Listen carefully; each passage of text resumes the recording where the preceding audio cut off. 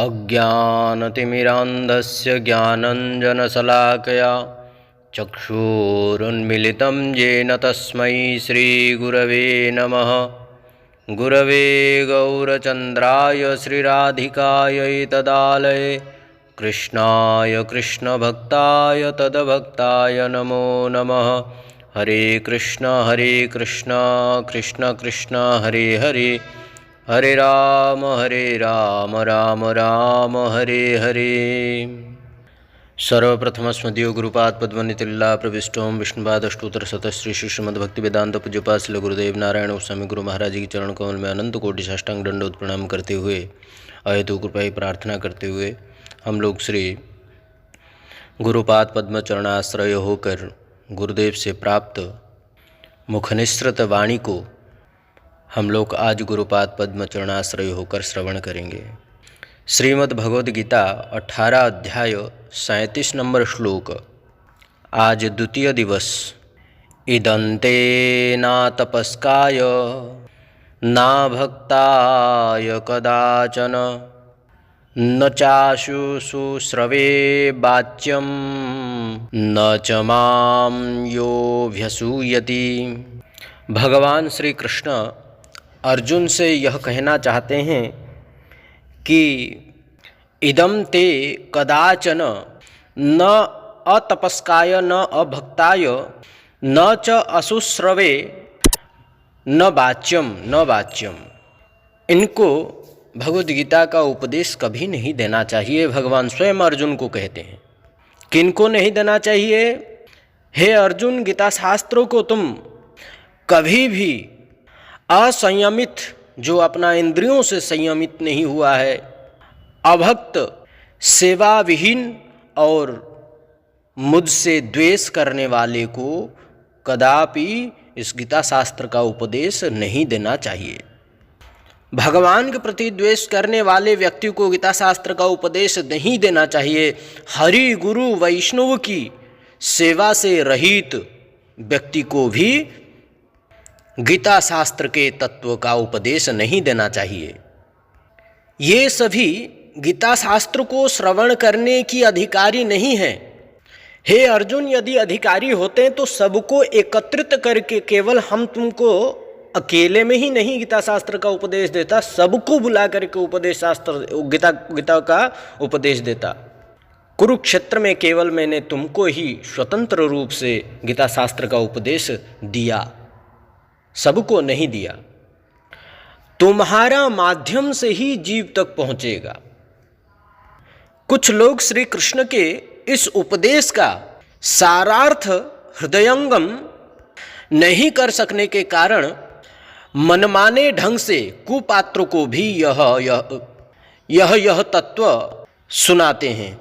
वे समझते हैं कि कुपात्र को इसका उपदेश देना अधिक उदारता और दयालुता का परिचय है, किंतु ऐसा करने से कृष्ण के उपदेश की अवज्ञा के कारण वे अपराधी हो पड़ते हैं। यह गुरुदेव कहते हैं। श्रील विश्वनाथ चक्रवर्ती ठाकुर पाद जी कह रहे हैं। भगवान श्री कृष्ण अर्जुन को कह रहे हैं। भगवान श्री कृष्ण स्वयं इस विषय को अच्छी तरह से समझाते हैं कि कुपात्र को गीता का उपदेश देने का क्या कुफल होता है। अज्ञ लोग अर्थात अज्ञानी लोग, अल्प ज्ञानी वाले इसकी धारण नहीं कर सकते हैं। कुछ लोग ऐसा प्रश्न उठा सकते हैं कि धर्म का उपदेश देने में पात्र की योग्यता और अयोग्यता की विचार करने से दया का अभाव झलकता है, किंतु यह बात ठीक नहीं है। योग्य पात्र में ही उपदेश का सुफल होता देखा जाता है। कुपात्र उन उपदेश को सुनकर उन उपदेश की अवज्ञा करता है। इससे वह और भी पतित हो जाता है और अपराधी बन जाता है। इसलिए पात्रता को ही देख करके ही शास्त्र का उपदेश देना चाहिए, क्योंकि धर्मभूमि रूपी कुरुक्षेत्र में दो ही पात्र थे, एक कुपात्र था और एक सुपात्र थे। कुरु वंश वाले कुपात्र थे, पांडु वंश वाले सुपात्र थे। भगवान कुपात्र को छोड़ करके सुपात्र में भी एक सुंदर पात्र को ही दिया, वो भी पांडवों में श्री अर्जुन को ही भगवान श्री गीता का उपदेश दिए और किसी को दिए नहीं है। क्योंकि सुपात्र को यदि देंगे, यदि एक पुष्प खिलेगा तो सर्वत्र खुशबू उसका वितरण होगा।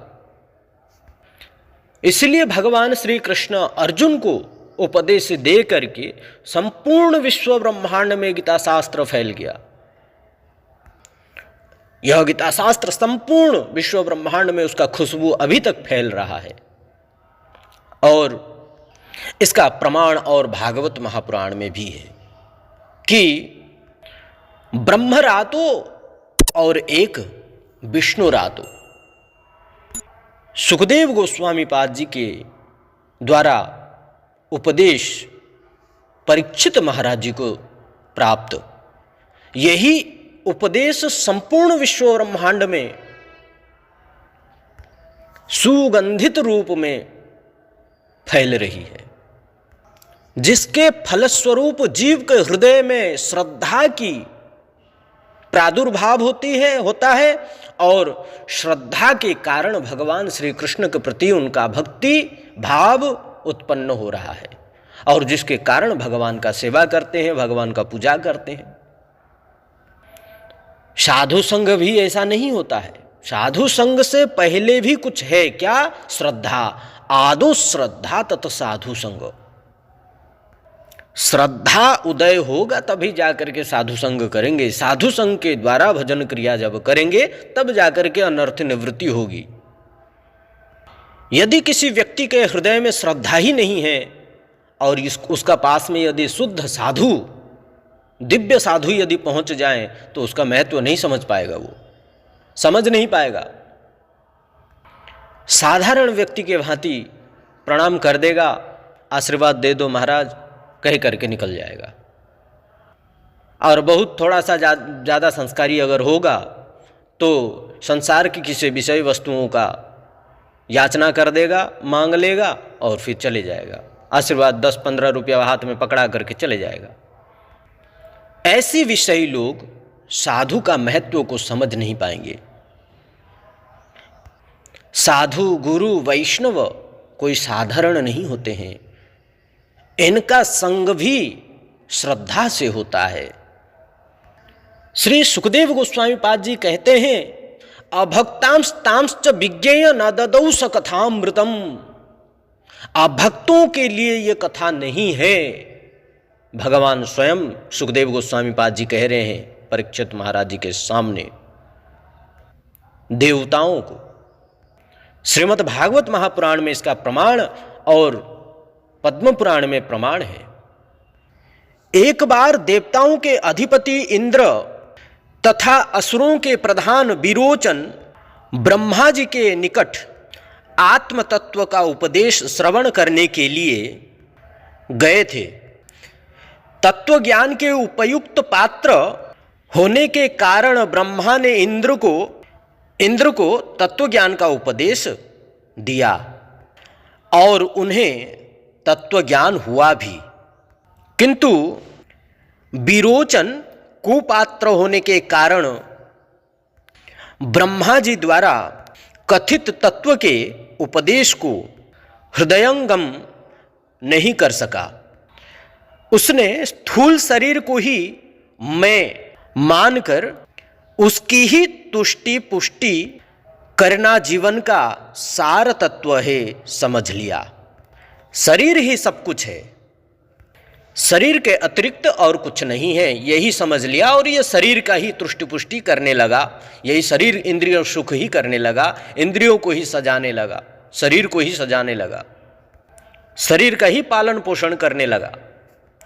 उस तत्व में उसको विरोचन को यही समझ में आया कि शरीर ही सब कुछ है। इस प्रकार विरोचन यथार्थ तत्व ज्ञान से वंचित रहा। जो यथार्थ तत्व ज्ञान को प्राप्त करने के लिए गया था उसे प्राप्त नहीं कर पाया क्योंकि कुपात्र था। विश्व ब्रह्मांड में इतने कथा श्रवण करते हैं, लेकिन कितना धारण कर पाते हैं? ब्रह्मांड भ्रमित भ्रमित कौन भाग्यवान जीव, गुरु कृष्ण प्रसाद पाई भक्ति लता बीज। कोई एक बिरला ब्रह्मा जी के द्वारा कथित आत्म तत्व को इंद्र समझ पाया, परंतु विरोचन नहीं समझ पाया। विरोचन शरीर को ही समझ लिया आत्मा है, शरीर ही आत्मा है, शरीर का पालन पोषण करने लगा। विरोचन यथार्थ तत्व ज्ञान से वंचित हो गया, समझ नहीं पाया। वेदों में कहा गया है कि यस्य देवे परा भक्ति यथा देवे तथा गुरु तस्यैसे कथिता यर्थाः प्रकाशन्ते महात्मनाः। अर्थात भगवान में जिनकी पराभक्ति है तथा जैसी भक्ति भगवान के प्रति है, वैसे ही भक्ति गुरु के प्रति है, उन्हीं आत्मा के निकट श्रुतियों के मर्मार्थ उपदिष्ट होकर प्रकाशित होते हैं। श्रीमद् भागवत महापुराण में भी भगवान श्री कृष्ण उद्धव को ऐसे ही बात कह रहे हैं कि नई तत्वया दाम्भिकाय नास्तिकाय सठाय च असुशुश्रोर भक्ताय दुर्विनीताय दीयताम। श्रीमद् भागवत महापुराण 11 स्कंद का 21 अध्याय 30 नंबर श्लोक। अर्थात इस तत्व उपदेश, इस शास्त्र का, संपूर्ण शास्त्र का, वेद वेदांत उपनिषद आदि जितने भी शास्त्र का उपदेश, तुम इसे दाम्भिक, नास्तिक, शठ, अश्रद्धालु, भक्तिहीन और अविनीत, जिसका अंदर में विनयता नहीं है, अविनीत पुरुषों को कभी भी मत देना, इसका उपदेश। इसका उदाहरण पद्म पुराण में भी देखा जाता है कि अश्रद्धाधाने विमुखेप्य शृण्वन्ति यश्चोपदेशः शिवनामापराधः। पद्म पुराण में इस प्रकार कहा गया है। अर्थात अश्रद्धालु और भगवत विमुख व्यक्तियों को यह उपदेश सुनाने से कल्याण के बदले उसका अपराध होता है। यह कहा गया है गीता शास्त्र में, भगवान श्री कृष्ण अर्जुन को कह रहे हैं। तो तात्पर्य क्या है? गीता शास्त्र किसी को श्रवण करना नहीं चाहिए, श्रीमद् भागवत महापुराण अथवा समस्त शास्त्र का उपदेश किसी को श्रवण नहीं करना चाहिए? इसका उत्तर हाँ, श्रवण करना चाहिए। कैसे करना चाहिए? तृणादपि सुनिचेन तरूरपि सहिष्णुना अमान नामादन देन कीर्तनीय सदा हरि। होकर, तृणादपि होकर, सुनिचेन होकर, विनयता पूर्वक, दैन्यता पूर्वक, निरपेक्ष होकर, एक छोटे से बालक के भांति गुरु वैष्णव की चरण आश्रय होकर श्रवण करना चाहिए। और वह भी कैसे? जिस प्रकार सुखदेव गोस्वामी पाद जी ने श्री परीक्षित महाराज जी को श्रवण कराए और जिनकी कृपा से बड़े बड़े मुनि ऋषि आदि सबको ही बैठ करके श्रवण किए, और पीछे में सबसे सुत गोस्वामी पाद जी भी श्रवण किए। भृगु, अंगिरा, व्यासदेव, पुलस्त ऋषि आदि बड़े बड़े ऋषि मुनि सब बैठ करके कथा श्रवण किए, लेकिन सुना किसको रहे थे? परीक्षित महाराज जी को। परीक्षित महाराज जी के माध्यम से सब कोई श्रवण कर पाए। उपदेश परीक्षित महाराज जी को दे रहे थे। आप स्वयं ही देखिए, भगवान जो गीता शास्त्र हो चाहे वेदवाणी को उपदेश दिया, वेदवाणी का उपदेश दिया, तो सबको दिया या कोई एक पात्र को ही दिया? तेने ब्रह्म हृदय यादि कवय मुह्यंति यत्सूरयः, श्रीमद् भागवत महापुराण। पर इससे पहले दिए थे सूर्य देव को, लेकिन कुछ कारणवश वह प्रलय हो गया। काले न नष्ट प्रलय वाणियम वेद संगीता मयादो ब्राह्मण्य प्रोक्त धर्म यस्य मदात्मकः। धर्म का नष्ट होने के कारण वह प्रलय हो गया था। फिर भगवान ब्रह्मा जी को उपदेश दिए। तेने ब्रह्म हृदय यादि कवये मुह्यन्ति यत्सूरयः। ब्रह्मा जी को संकल्प मात्र से उनके हृदय में संपूर्ण रूप से सर्वशास्त्र ज्ञान उपदेश को स्थापित कर दिए, दे दिए। भगवान अर्जुन को गीता का उपदेश दिए एकांत में, सुखदेव गोस्वामी पाद जी परीक्षित महाराज जी को दिए हैं। और आज भी हमारे बड़े बड़े साधु गुरु वैष्णव महाराज लोगों जितने भी हैं जो कथा श्रवण करा रहे हैं, सभी जीवों का कल्याण करना चाहते हैं, वे सब भी परम करुणालय वरुणालय वैष्णव आचार्य जन किसी जेजवान का माध्यम से ही, किसी जेजमान का माध्यम से ही, किसी शिष्य के माध्यम से ही सर्वत्र वितरण करना चाहते हैं, सबको भक्त बनाना चाहते हैं। बहुत दयालु है साधु गुरु वैष्णव, क्योंकि यह संसार का कष्ट दुख उन्हें पता है। ये संसार में जीव जो कष्ट पा रहा है, ये कष्ट को देखकर ब्रह्मा भी डर जाते हैं, थर थर कांपते हैं ब्रह्मा भी कि धन्य है भाई, कितने कष्ट सह रहे हैं ये जीव। मात्रा स्पर्शास्तु कौन्तेय शीतोष्ण सुख दुखदा आगामि पायिनो नित्य ताम तितिक्षस्व भारत। देहिनो अस्मिन् यथा देहे कौमार्यम यौवनम जरा तथा देहांतर प्राप्तिर धीरस्तत्र न मुह्यति। बार बार जैसे जिस प्रकार प्रत्येक दिन हम कपड़ा बदलते रहते हैं, आज ये वस्त्र को पहन लिए, कल वो कपड़ा को पहन लिए, कल उस ड्रेस को पहन लिए, इस प्रकार रोज बदलते रहते हैं। रोज हमारा मन जैसा बदलता है, तो ऐसे समय आने पर यह शरीर को भी हम बदलते रहते हैं। बार बार, एक बार नहीं अनेक बार बदल चुके हैं, फिर भी हमारा मन परिवर्तन नहीं हो रहा है, हमारा बुद्धि परिवर्तन नहीं हो रहा है, हमारा इंद्रिय सुख शिथिलता नहीं हो रहा है, इस विषय संसार का भोग शिथिलता नहीं हो रहा है, निवृत्त नहीं हो पा रहे हैं हम। भगवान की भक्ति में श्रद्धा नहीं हो रहा है, भगवान के प्रति आसक्ति, भगवान का प्रति प्रेम प्रीति नहीं हो रहा है। क्यों? क्योंकि अनादि बहिर्मुख, अनादिकाल से हम भगवान को भूल चुके हैं।